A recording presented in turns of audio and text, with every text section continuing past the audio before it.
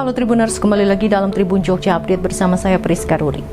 Jepang secara resmi mencabut peringatan gempa besar akibat pecahnya zona subduksi di Palung Nankai yang membentang sepanjang 800 km.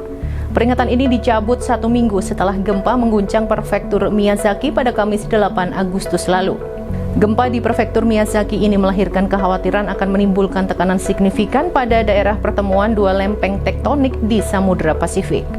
Oleh sebab itu, Jepang waktu itu mengeluarkan peringatan mengenai potensi terjadinya gempa bumi besar dalam sepekan ke depan.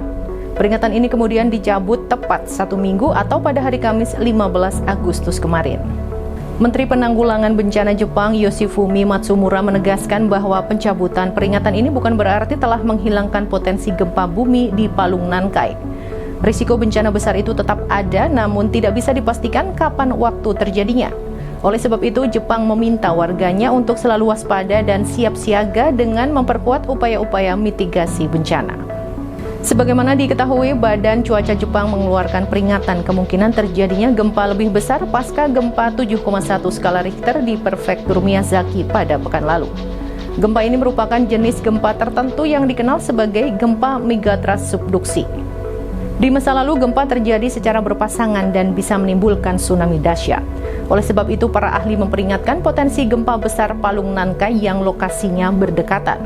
Palung Nankai ini merupakan area pertemuan dua lempeng tektonik di Samudra Pasifik yang telah menjadi generator gempa besar. Palung tersebut membentang sejauh 800 km di Shizuoka ke pesisir Pasifik dari wilayah Tokyo hingga ujung selatan Pulau Kyushu.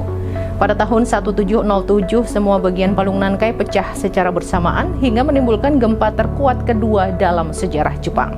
Gempa ini juga memicu letusan Gunung Fuji yang diikuti oleh 2 kali megatrust Nankai yang kuat pada tahun 1854, 1 kali pada tahun 1944, dan 1 kali pada tahun 1946.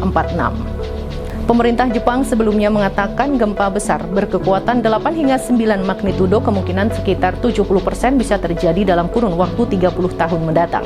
Para ahli memperkirakan jika lempeng ini pecah bersamaan maka bisa mengancam nyawa hingga 300.000 jiwa. Dalam skenario terburuk, kerugian yang ditimbulkan juga bisa mencapai 13 triliun dolar Amerika Serikat dan infrastruktur pun musnah. Demikian berita terkini terkait Jepang yang mencabut peringatan gempa besar di Palung Nankai. Ikuti terus berita-berita terkini hanya di Tribun Jogja Update. Saya Priska Ruri dan segenap kru yang bertugas pamit undur diri. Terima kasih dan sampai jumpa. Download Tribun X sekarang. Menghadirkan lokal menjadi Indonesia.